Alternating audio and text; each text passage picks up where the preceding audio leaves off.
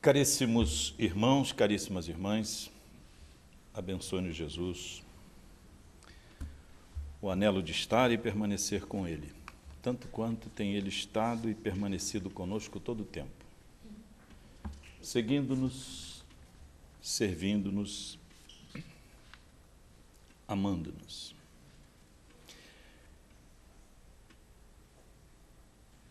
A passagem do Evangelho a que vamos nos referir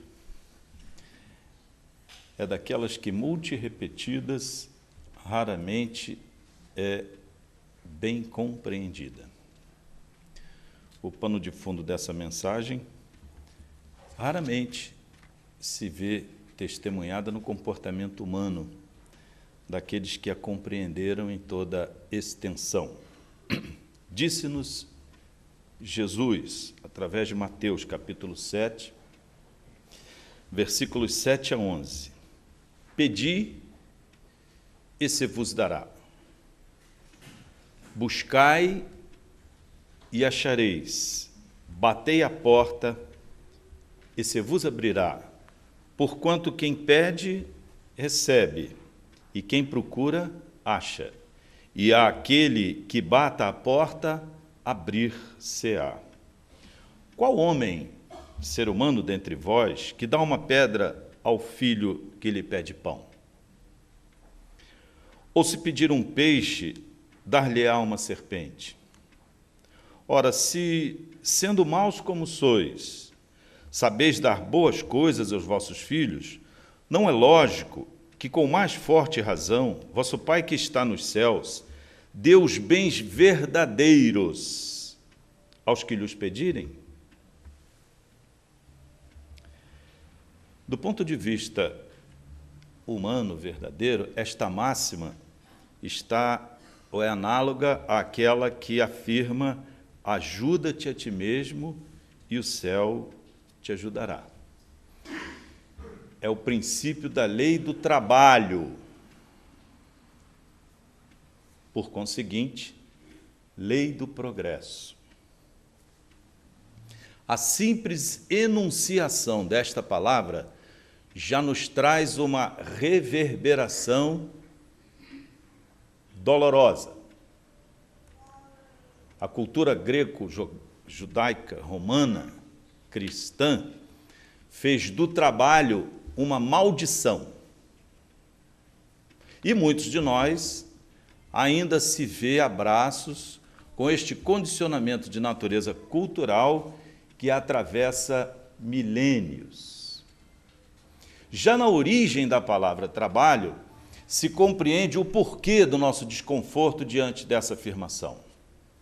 Trabalho vem do latim primitivo tripalium, do verbo tripaliare. Tripaliare tem o sentido de torturar, supliciar, causar dor, sofrimento intenso e prolongado.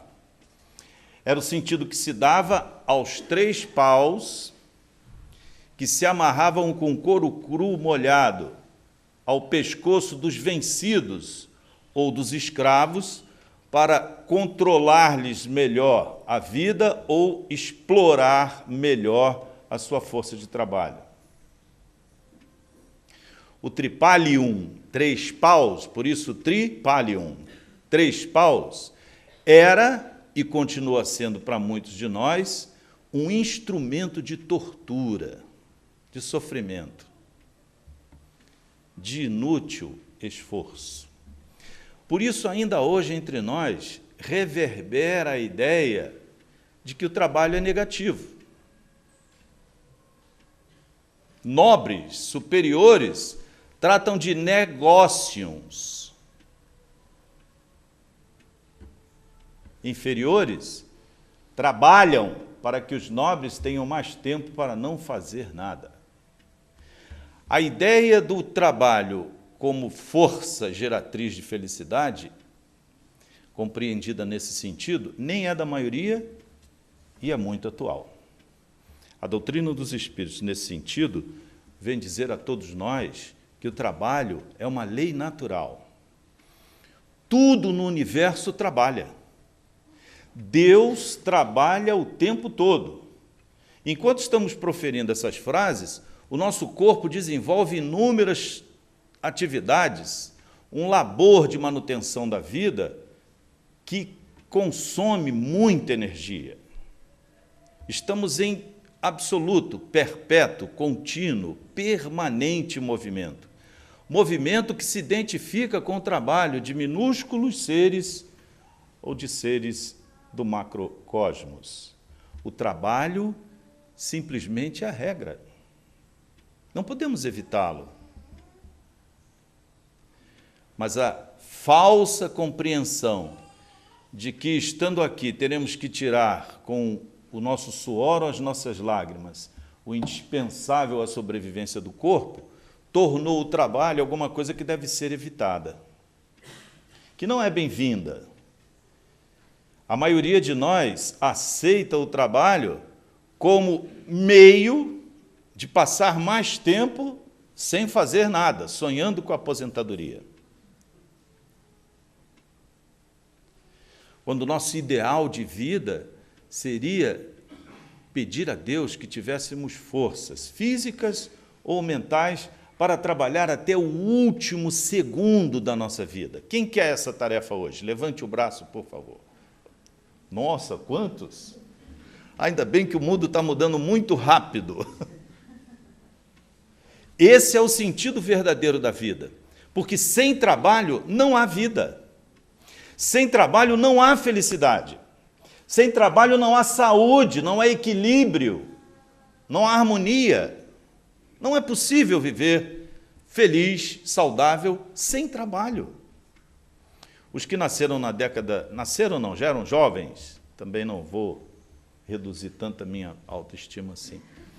Os que nasceram na década de 60, de 70 e até 80, através da cultura popular, a cultura é um fator de condicionamento muito severo para a nossa percepção e para as nossas escolhas.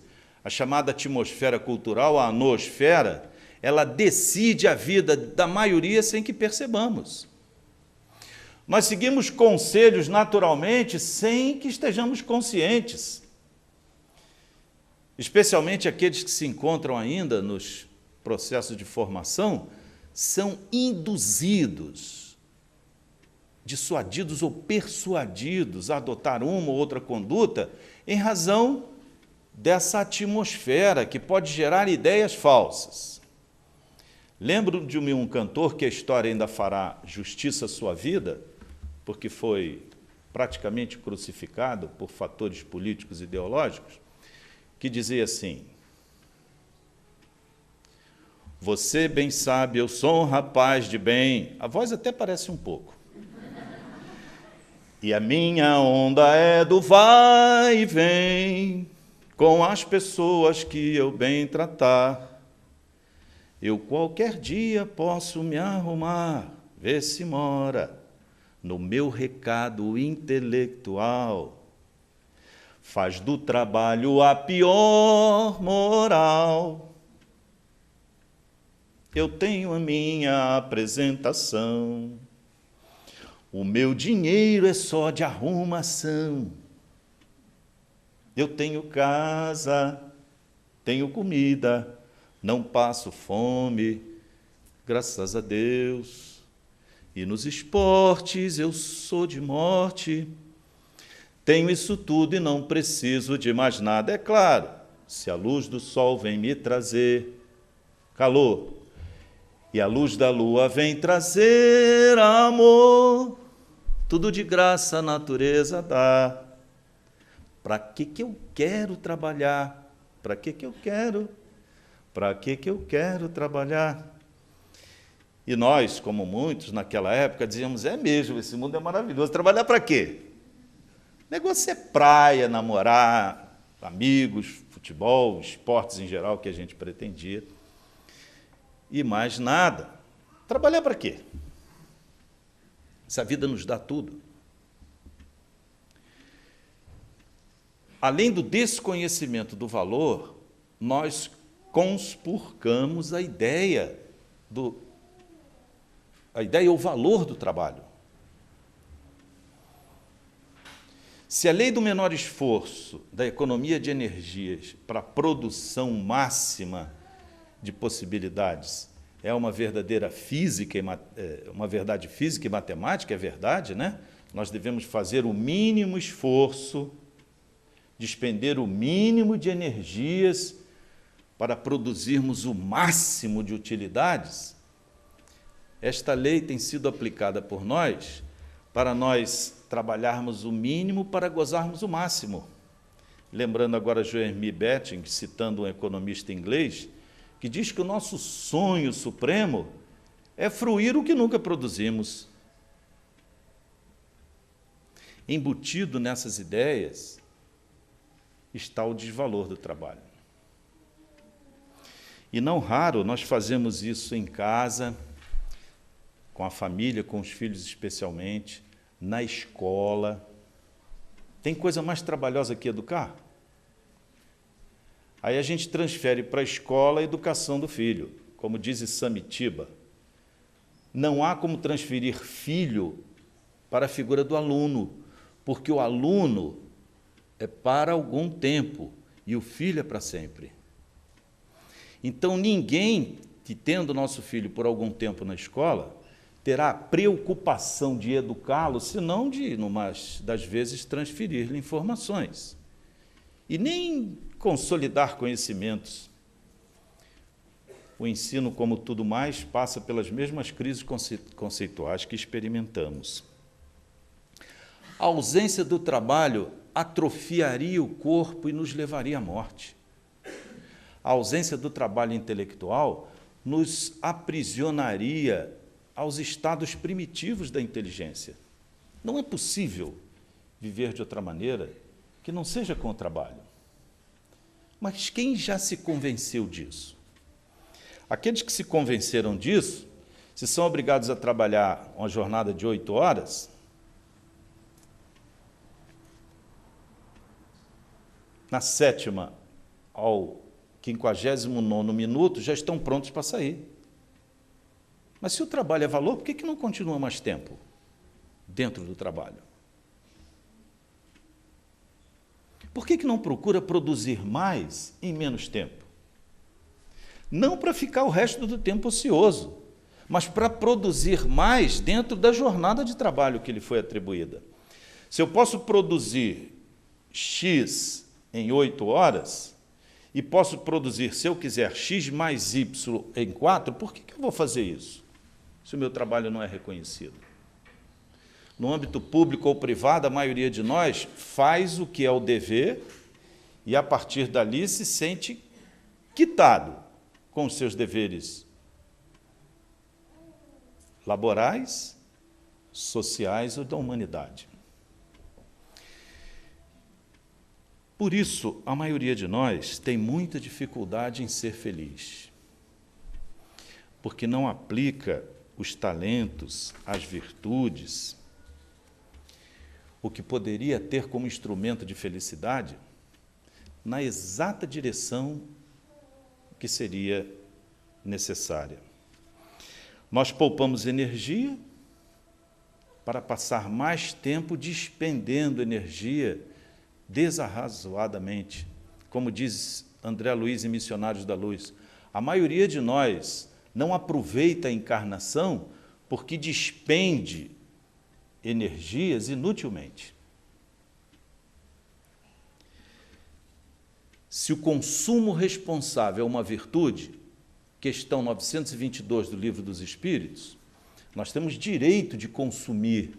Nosso corpo, como a nossa alma, é um sistema aberto e dependente de trocas. É um direito o consumo. Mas é um vício o consumismo. Nós não podemos fazer do shopping a nossa catedral, o que para muitos se tornou isso. Alguns acham mais eficaz o shopping que qualquer fármaco recomendado pelo psiquiatra. Eu não sei o que está acontecendo, porque eu saio, faço meia dúzia de compras e me sinto muito melhor do que tomar esse remédio. E não se dá conta de que entrou num regime de compulsão, a capacidade de fruir que já resvalou para o consumismo.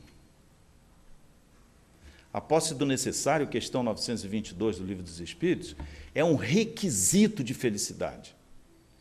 Quem consome ou retém mais do que necessita está criando tromboses físicas ou energéticas para o seu próprio corpo. Daqui a pouco, quando o coração explodir, não poderá culpar a fisiologia, porque acumulou, reteve além do necessário. Aí muitos dirão, mas se da origem da humanidade até hoje a complexidade das necessidades é a regra, de maneira a desenvolver mais a felicidade, aqueles que se defrontam com questões complexas e por isso têm maior responsabilidade, devem ter um maior número de meios. É verdade também. O problema é que a gente não se acerta com essa medida e quase sempre nos excedemos nessa questão. A nossa estrutura física ou energética foi concebida e criada para servir. A maioria de nós tem como fanal ser servido. Quanto maior o número de pessoas que nos sirvam, melhor. Quanto menos trabalho eu tiver, melhor. Quanto menos precisar fazer, melhor. Nós nos especializamos na dependência de tal maneira que, quando morremos, ficamos ancorados na terra, pelas dependências que geramos em torno de nós. Quanto maior a quantidade de dependências que geramos, de qualquer ordem, econômica, política, religiosa, afetiva, maiores e mais pesadas as âncoras para seguirmos viagem. Quanto maiores as preocupações com o corpo, com a matéria, com os bens, com as posses, maior a intensidade dos elos que um dia terão que se romper. Quem desejando mostrar a Jesus que quer mudar, procura sempre o último lugar. Faz sempre questão de servir antes de ser servido, de cumprimentar antes de ser cumprimentado, de sorrir antes de receber um sorriso, de amar antes de ser amado, de compreender antes de ser compreendido. Raros de nós conseguem fazer isso. Ou seja, não estamos em perfeita sintonia com esta lei de movimento que nos convida ao serviço. Se perguntássemos hoje a Jesus, quem é o maior nesta plateia? Ele diria, quem mais serve? Aquele que se colocou em último lugar, que não procurou os lugares de destaque, tal como Edmar agora. Em que pese nós estávamos fazendo isso por dever e prazer. Mas o assalto de lugares de exposição, a hiperexposição, a ideia, o prurido de que, estando aqui, estamos numa condição melhor do que quem está lá, é um equívoco daqueles que querem ser servidos e não servir. Um dos maiores dramas da mediunidade na casa espírita é exatamente ser servido pelo pagamento do reconhecimento, que pode se tornar um vício que arrasta o espírita para os umbrais. Quando chegarmos lá, dir-nos-ão, o que você espera aqui? Você já recebeu o teu pagamento lá? Você trabalhou para quem? Você trabalhou para você mesmo. Adorava um elogio. Adorava induzir as pessoas a imaginar que você fosse superior porque a sua percepção como médium era superior. E fulano, eu senti um arrepio agora que você chegou perto de mim, me deu uma coisa, olha aqui, está tudo arrepiado, você se cuida, hein? No mais das vezes, quem recomenda isso é quem está precisando de cuidados. Ele não quer servir, ele quer ser servido, ele quer o reconhecimento, ele quer o pagamento da sua mediunidade. Muitos acham que é só a venda pelos prognósticos do tarô, dos búzios, daqueles que vendem as profecias. Muitos há entre nós que as vendem mais caras. Persuadem as pessoas de tal maneira que podem ver mais e aconselhar melhor, que geram dependências pelas quais responderão gravemente no futuro. Porque se não tem autoridade moral para perceber e oferecer diagnósticos e prognósticos, calem-se.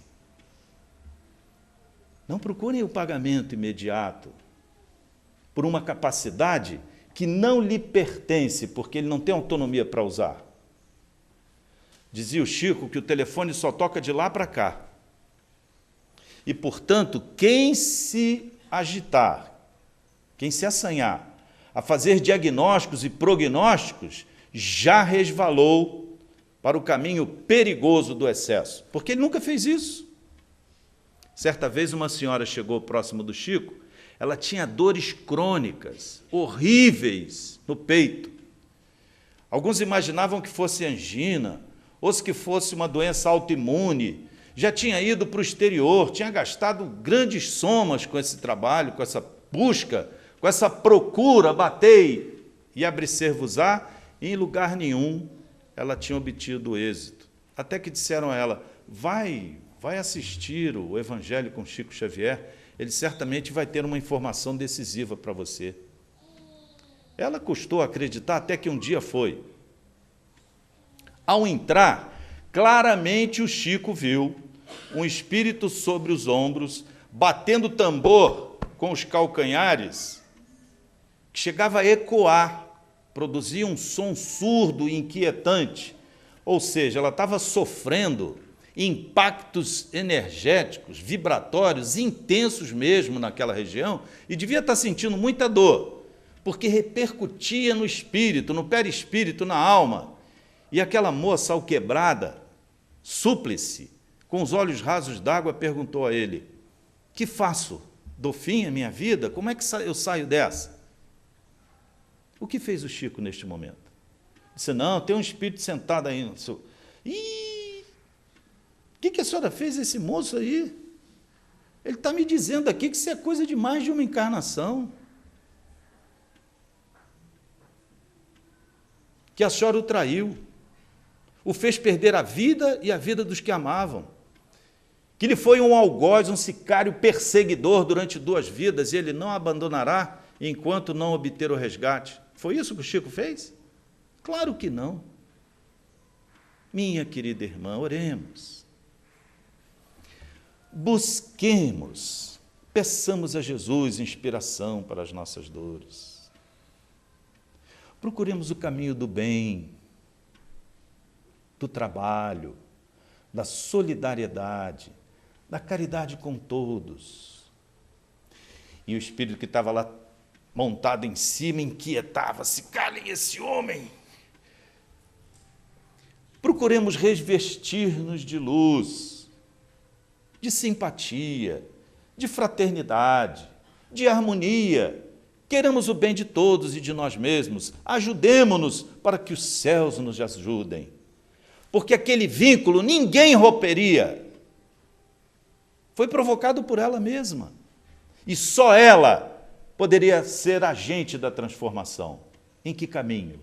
Do trabalho longo, continuado, perseverante, confiante. Muitos de nós querem mudar o cenário da sua vida de uma hora para outra, com créditos ou débitos que assumimos ao longo de décadas. Max Gehring, que só fala do mundo corporativo, mas é um sensacional recomendador de condutas, diz assim, na natureza não existem punições ou recompensas, ou castigos e prêmios. Existem apenas consequências. E, para tanto, onde trabalhar, siga rigorosamente 3 regras. disse ele. Regra número 1.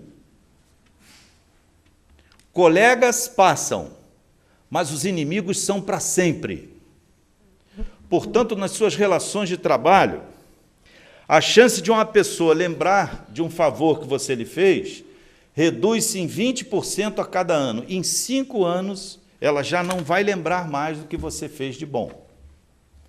Mas aquele colega que você traiu, deu uma cambalhota, passou à frente dele, atraiçoou, intrigou para conseguir o seu lugar, ou provocar a sua dispensa, ou causar-lhe dor, esse vai lembrar de você 10, 20, 30 anos depois.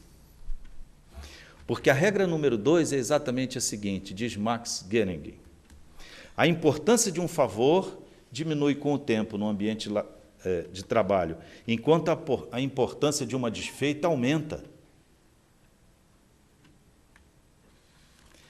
Um favor é um investimento de curto prazo. A desfeita é um empréstimo de longuíssimo prazo. E um dia ele será cobrado e com juros. E, por fim, a regra número 3. Um colega não é um amigo.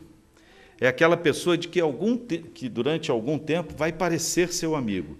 Muito cuidado, portanto, ao tentar prejudicar um colega de trabalho. Amanhã ou depois, você pode depender dessa mesma pessoa em alguma situação. Portanto, diz ele, profissionalmente falando, e pensando a longo prazo, o sucesso consiste principalmente em evitar inimigos.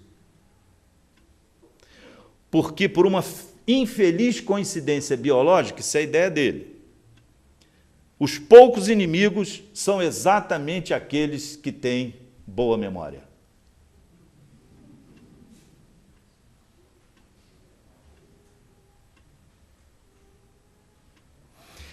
E não há uma só lesão, nenhuma.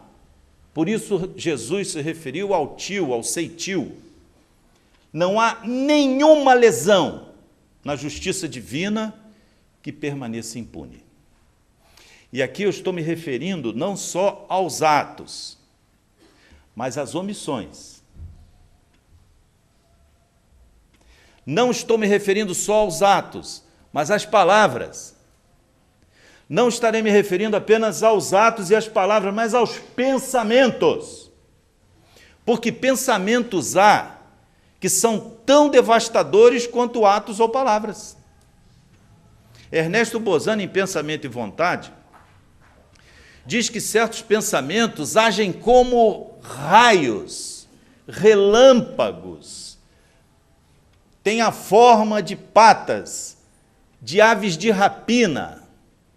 A pessoa muito ambiciosa, quando deseja alguma coisa, crava naquela coisa a sua emanação. E essa conexão pode levar horas, dias, meses, anos. Nós estamos falando em qualquer tipo de patrimônio, material ou não. Por isso há afeições que do amor se transformam em ódio e são capazes de se arrastar por décadas, séculos, milênios. Nós temos que tomar muito cuidado com o chamado dolus bonus ou dolus malus, né? Aquele dolo que é admitido ao comerciante de não falar toda a verdade, porque ele precisa convencer o consumidor, chamado dolus bonus. Não chega a ser um estelionato, porque ele não está levando vantagem em detrimento do patrimônio alheio. Ele está apenas persuadindo o que pode comprar do valor, da qualidade, da quantidade ou da utilidade que não existe. E é dever daquele que consome procurar. Não há, portanto, crime nisso. Mas quantos estelionatos afetivos são tão mais duráveis e com consequências mais sérias do que os estelionatos materiais. A pessoa enganar o outro no plano dos sentimentos para obter uma vantagem de qualquer ordem pode gerar consequências por muito tempo. O que estaríamos nós buscando neste momento? Muitos acham que o buscar, pedir e bater representam um movimento corporal, objetivo, concreto, mas muitos de nós busca, bate e pede de maneira inconsciente aquilo que não lhe convém.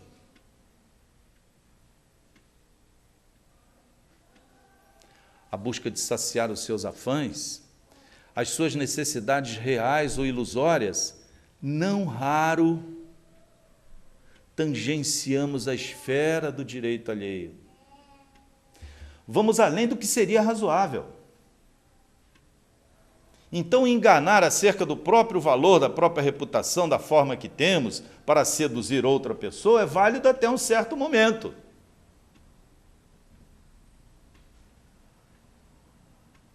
Porque quando as atitudes ou ações desta pessoa, que estiverem em correspondência com seu apelo, ou com seu ardil, com seu artifício, puder ser lesada no seu patrimônio material, físico ou emocional, sentimental, nós seremos responsáveis por isso.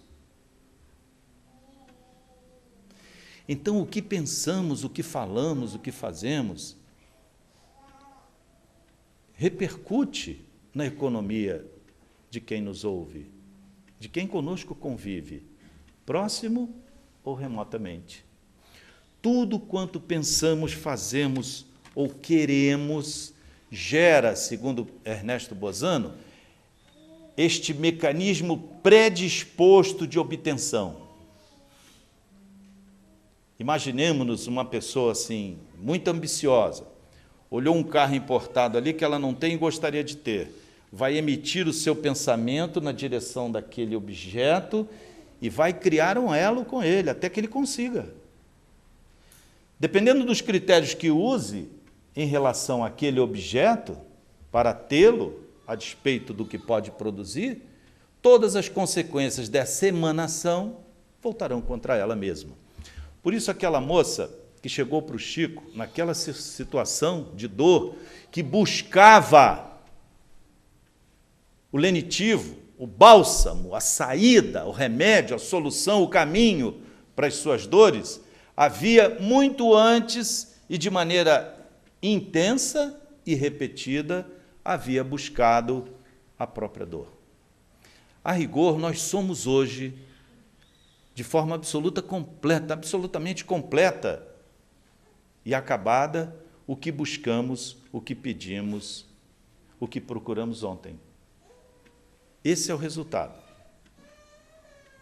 E muitos de nós não se orgulham do que conseguiu. Porque é natural, é naturalíssimo da natureza humana querer sempre mais, querer sempre o melhor. E isso é legítimo. E a doutrina espírita estabelece o critério para fazer isso sem lesão a ninguém. O regime de delimitação de direitos e deveres da doutrina espírita é perfeito. Está segundo a regra áurea de não fazer aos outros o que não gostaria que nos fizesse, nem deixar de fazer aquilo que seria dever fazer. Hoje se erra muito mais pela omissão do que pela ação. Nós estamos na segunda fase, né? Já estivemos, durante longo período, errando por ação. A maioria hoje erra por omissão. Não é mais por ação. A esmagadora maioria é de pessoas probas, boas, que tendem ao bem, mas ainda são tímidas, hesitantes, na prática deste bem que já consideram valioso. Por isso, a vida de Martin Luther King toda foi um discurso contra a omissão, o tempo todo. Seus discursos contemplavam a frase de que, no futuro, os historiadores identificariam nos dramas do presente ou do passado, quando ele viveu, que as crises geradas em torno de nós não eram produto da ação dos filhos das trevas, mas da omissão dos filhos da luz. Se tudo é movimento no universo, o fato só de não fazermos já pode ser um problema. O nosso dilema é o da bicicleta.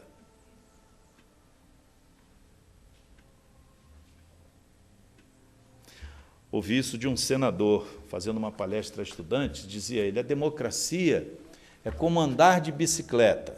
Você quer a democracia? Quer a bicicleta? Você vai montar na bicicleta e vai começar a pedalar. Enquanto você pedala com maior ou menor intensidade, você está participando do processo democrático. A hora que para de pedalar, a bicicleta cai, porque ela não se sustenta em duas rodas sem pedalar, em que pese alguns malabaristas conseguirem fazer isso. Mas a bicicleta foi feita para andar. Tanto assim como nós, fomos concebidos e construídos para servir, para trabalhar. Quando deixamos de fazer isso, alguma coisa se descompensa em nós. Algum registro, alguma estrutura, algum foco de energia se desequilibra. E esse desequilíbrio, ao longo do tempo, vai trazendo consequências até que enfermamos. Nós precisamos estar ativos no bem o tempo todo. Está lá no Evangelho, na Gênesis. A diferença entre o bem e o mal. Se você está fazendo alguma coisa que lesa o patrimônio de alguém, que cria problema, desconforto, inquietude, aflição, expectativa negativa a alguém, e para de fazer, eis o início do bem. Você parou com uma conduta que já identificou negativa. Mas se nós conhecemos alguma coisa que é útil, valiosa, necessária para alguém e não a produzimos, eis o início do mal. Portanto, a ação como a missão tem pesos idênticos. E nos dias que correm, o maior problema nosso hoje é não fazer aquilo que seria possível. Não realizar aquilo que nos seria devido. Não trabalhar o suficiente por nós mesmos e pelos que nos cercam. Sorrir mais do que sorrimos. Amar mais do que amamos. Ouvir mais do que falamos. A natureza nos proveu de 2 ouvidos e uma boca, não foi por acaso. É para a gente ouvir o dobro do que fala. Mas a nossa incontinência verbal, como a nossa agora, nos leva a falar o dobro do que ouvimos. Ou seja, essa equação compromete a estrutura. Não saber ouvir é muito sério. Porque quem não sabe ouvir não percebe com nitidez o cenário em que se movimenta. Como diria Monteiro Lobato, para os que não gostam de ler, e essa é uma tragédia nacional. Quem mal lê, mal fala, mal ouve, mal vê. E sobre nós se abate o dilema de Isaías 6:9. Vai chegar um momento da humanidade cujas crises, as demandas materiais, vai nos levar a um enceguecimento de tal ordem que olhareis e não enxergareis, ouvireis e não escutareis, porque o nosso coração estará sufocado pelas demandas do corpo, da matéria, do mundo. Será que estamos assim? A primeira forma de ajudar-nos é parar para refletir sobre isso. Como nas palavras de Casimiro Cunha, se queres o conforto e a paz, nunca reproves ninguém. Se buscas os bens do céu, começa fazendo o bem. No campo da humanidade, não colherás a alegria sem plantar em toda parte a graça da simpatia. Ajuda-te em toda parte, bondade é sol que abençoa. Planta nobre não prospera sem bases em terra boa. Caridade, gentileza, auxílio, calma, perdão são das preces mais sublimes em teu altar de oração. Recorda que em toda vida, conforme a tua procura, a nossa procura, o Criador nos responde nos gestos da criatura. Casimiro Cunha. Nossos gestos, nossos pensamentos, nossas formas de dizer, nossas formas de ouvir, nossas formas de falar, são fontes geratrizes da perturbação dos sentidos da percepção, se não estivermos dedicados ao bem, à paz, ao conforto do próximo, ao bem-estar do próximo, à saúde do próximo.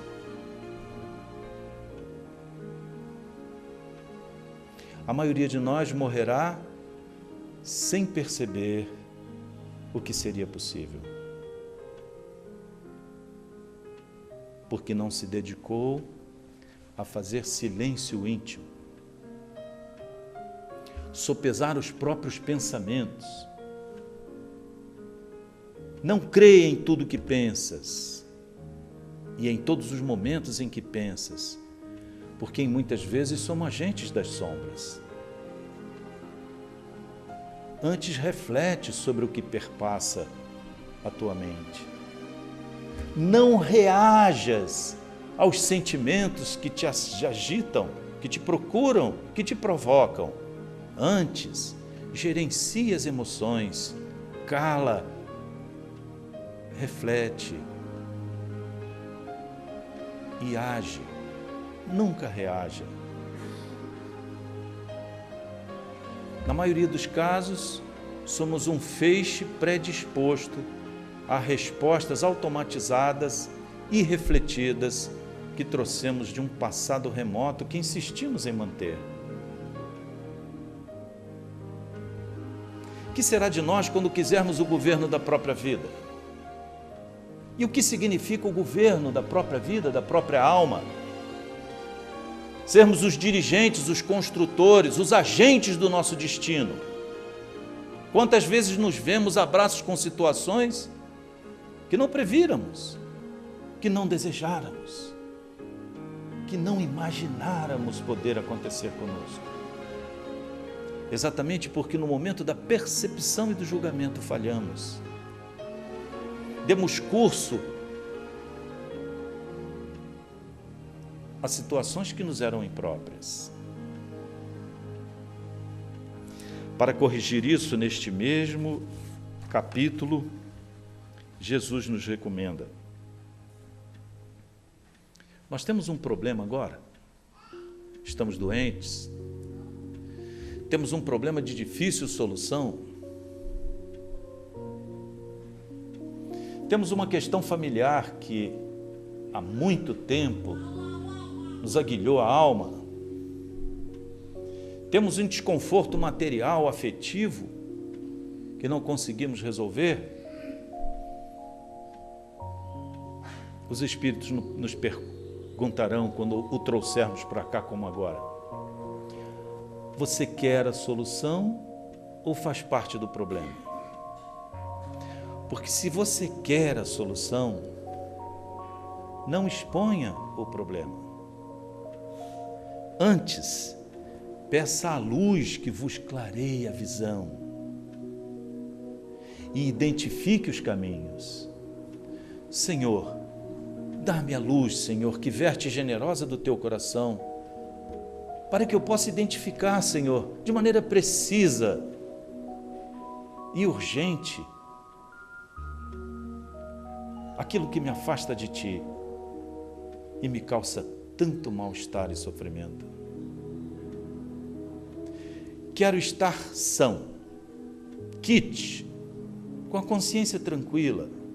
Quero viver bem entre irmãos, entre colegas, entre amigos. Mas antes, Senhor, ajuda-me a ver aquilo que posso fazer em benefício de mim mesmo, para que o céu me auxilie.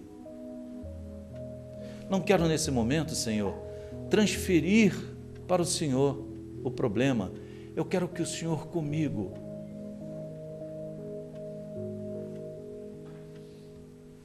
me conduza pelo caminho. Ajuda-me a perceber o que até hoje não foi possível. Dá que eu possa pedir, Senhor, com segurança, aquilo que nunca me será negado, como afirma em Teu Evangelho. nunca a luz nos é negada. Nunca. Desde que a peçamos com fervor, com confiança, com o desejo de encontrá-la. Queremos-la agora? Peçamos, Senhor, dá-nos a tua luz. Não para que eu identifique em torno de mim a natureza dos problemas, mas dentro, Senhor, da minha própria alma, onde se encontram as razões de decidir, de escolher e de seguir. Mostra-me, Senhor, o que posso mudar em mim mesmo, de forma que não perturbe mais aqueles com quem convivo. Ajuda-me, Senhor, a ver o que não vejo, a mudar o que posso e devo transformar em mim mesmo, para que me torne uma pessoa melhor, para que eu seja aceito, respeitado, reconhecido, admirado, não por privilégio ou concessões, mas pelo mérito daquele que te buscaram e assumem agora o compromisso contigo, Senhor, de fazer a mudança que esperamos para o mundo em nós mesmos. Chico Xavier. Faça em ti mesmo a mudança que esperas para o mundo. E a corrupção, a violência, a dissolução dos costumes e todos os problemas desaparecerão no dia seguinte.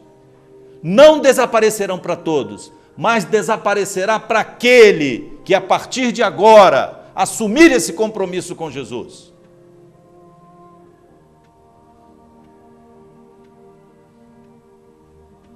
Quero estar, Senhor, e permanecer contigo. Abraça-me, envolve-me com teu poder, ilumina, descerra os recônditos da minha alma, de maneira que não me engane nunca mais com aquilo que eu mesmo busquei, bati e produzi em detrimento de mim e dos que eu amo, Senhor. Que eu possa ser agente da tua luz por onde for, porque não a quero para mim. Quero apenas permanecer nessa atmosfera de paz, enquanto for possível, Senhor, manter-me nela.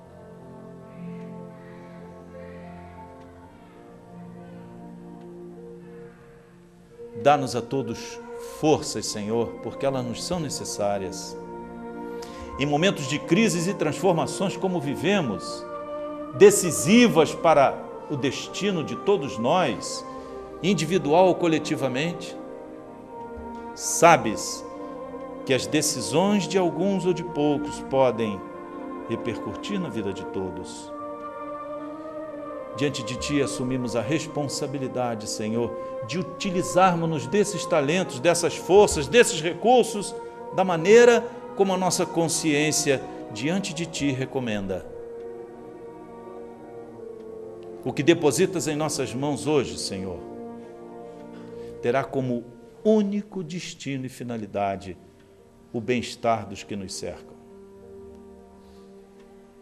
Dá-nos forças para romper as amarras do egoísmo, Senhor, que nos mantém cativos de um passado que queremos remover e esquecer e vencer para ainda mais uma vez continuar ao teu lado. Que a inspiração e a assistência dos que vos seguem, os mesmos 70 da Galileia, que novamente retornam à terra, ao mundo e à vida, e se encontram entre nós como anônimos, como fontes, Senhor, da tua misericórdia, apesar da nossa cegueira, que essa inspiração nos chegue como energia renovadora dos nossos caminhos. Por onde formos, onde estejamos, com quem estivermos, o que pedirmos, o que buscarmos e onde batermos, seja em teu nome, em nome dos teus ensinos, em nome da tua presença que almejamos ter conosco por onde formos. Queridos irmãos, queridos amigos, o fenômeno que se instaura em torno de nós acontece em muitos lugares do mundo. esta quietude, este silêncio, esta harmonia, este fremir silencioso e profundo em nossas almas tem uma origem.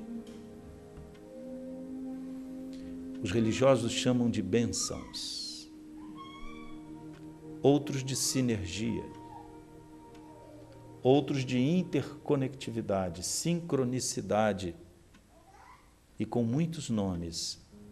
Este fenômeno revela a presença de Jesus. Muitíssimo grato, Senhor, por esta paz que desconhecemos, por este enlevo que quase não temos.